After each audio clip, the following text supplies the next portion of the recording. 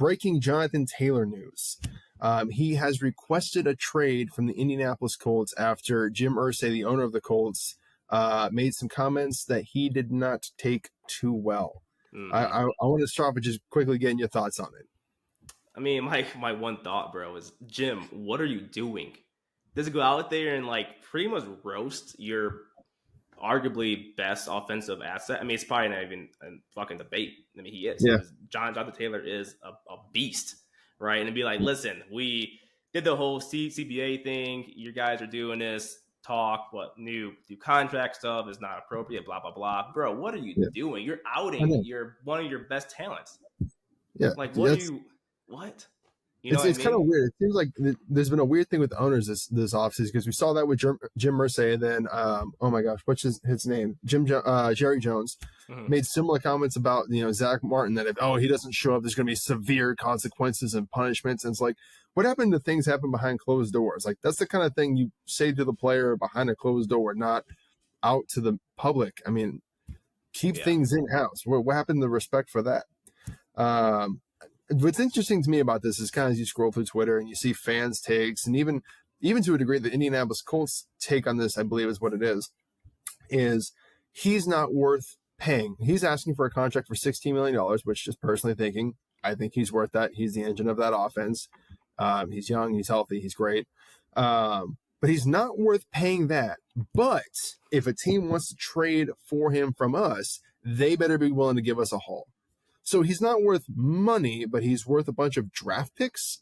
How does that make any sense? Like, do people not hear the hypocrisy in that statement? Yeah. Like, I don't know. What do you think about that? I mean, that's my favorite part about all of this, because it's like the biggest mindfuck ever, honestly. Like, it is like, listen, we're not going to pay you what you're probably worth, but we're going to charge someone a premium based off what you're worth. What? Yeah, like, you would walk into a car dealership and say, hey, I want that new Ferrari, but I want it for like, 10 grand, not 80 grand you're selling it for. But if I turn around and sell it, I expect 150. Yeah. Like, this isn't garage sale flipping where you buy something for a discount and then sell for more. Like, to your point, what we said a couple weeks ago, these are like people too.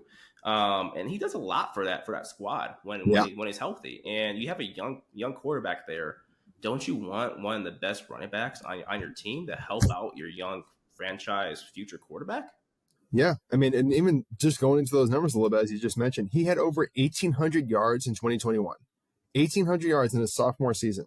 And he had over 1,100 yards in his rookie year of 2020. He averaged 5.5 yards a carry in 2021. And he's only missed 7 games in his career so far. He missed 1, I believe, his rookie year, and he missed 6 games last year because of injury.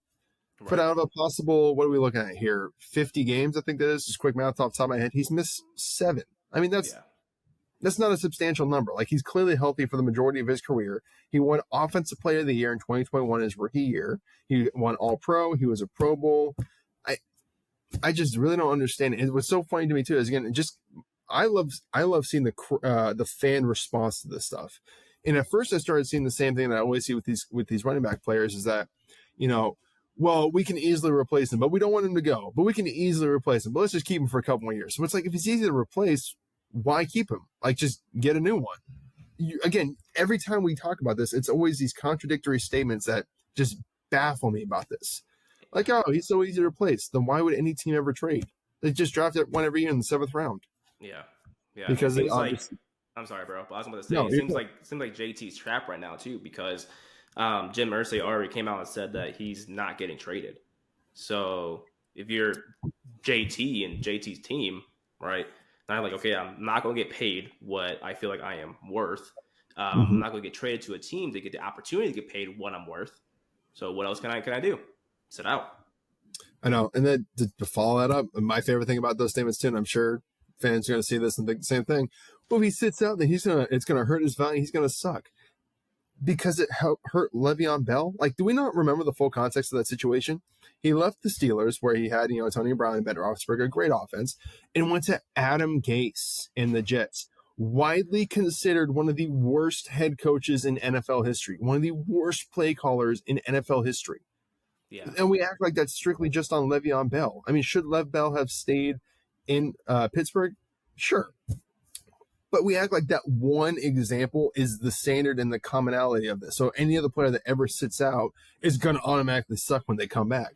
But that we didn't consider that with Deshaun Watson. We didn't consider that with Calvin Ridley, who's now coming back for Jacksonville. Mm-hmm. It's only with running backs because there was one incidence of it happening that we consider that. Right. JT's 24. Yeah. Bell was not 24. I don't know how old he was, but he was not 24. No, I think he was 27 or 28 at the time. But it's the same thing when people point to these bad contracts with running backs. Like, oh, well, Todd Gurley. Todd Gurley had arthritis in college. Like, he had early onset arthritis. No, he shouldn't have gotten that deal because he hadn't, a clear genetic but he had some injury going on. Yeah, for sure. Yeah, he had something from his genetics that just made that he wasn't going to have a long career. That doesn't mean that's the standard. Look at Derrick Henry. Derrick Henry got a big contract, and every year he's produced. Then if you look at Deebo Samuel, who got a big contract and had the worst year of his career, should we not pay receivers then? Right. Sorry, we're getting to the running back story again. It's strictly just about Jonathan Taylor.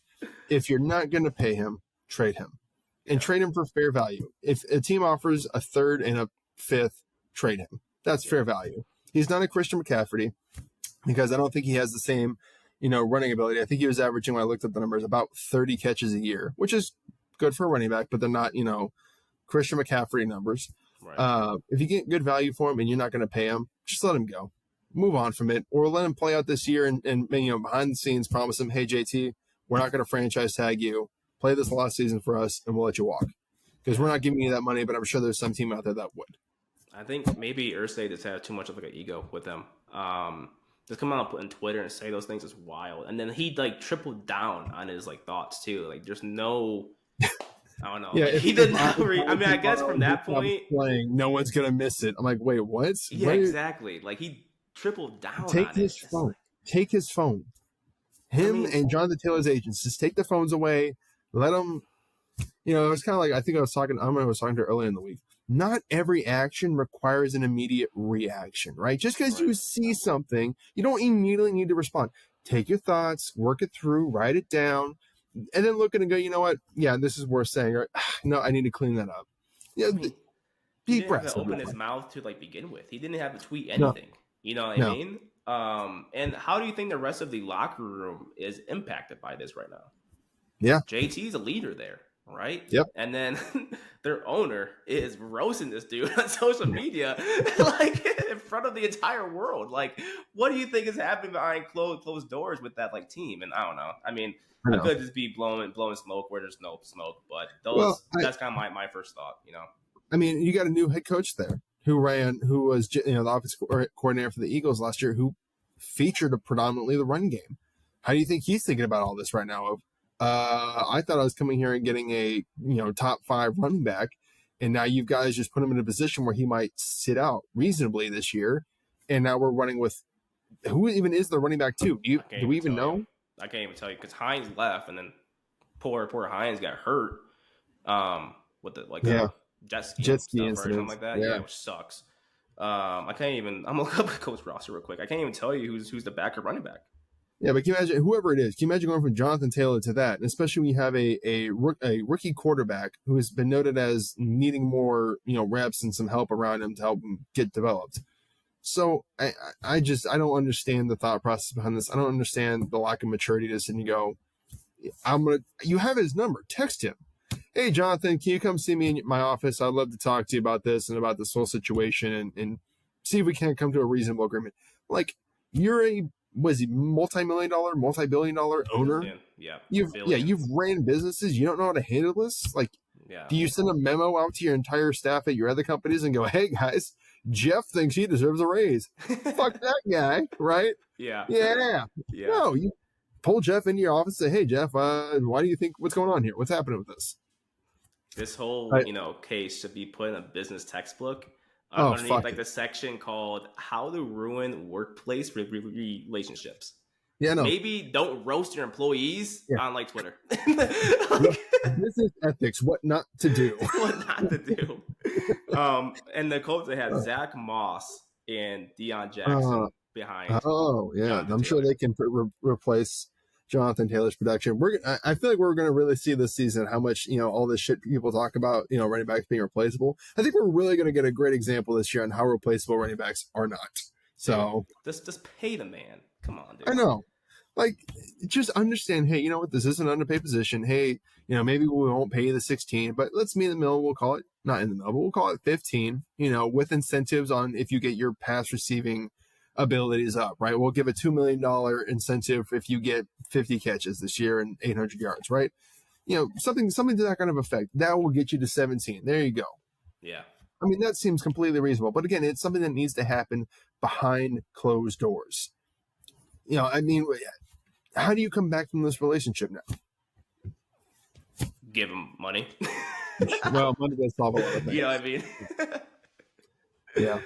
I don't know. Again, I think it all comes back to if you're not gonna pay him, trade him, and trade for something fair. And I think people, when they're talking about this stuff, really need to think about their contradictory statements of he's not worth paying, but he's worth a lot in trade compensation.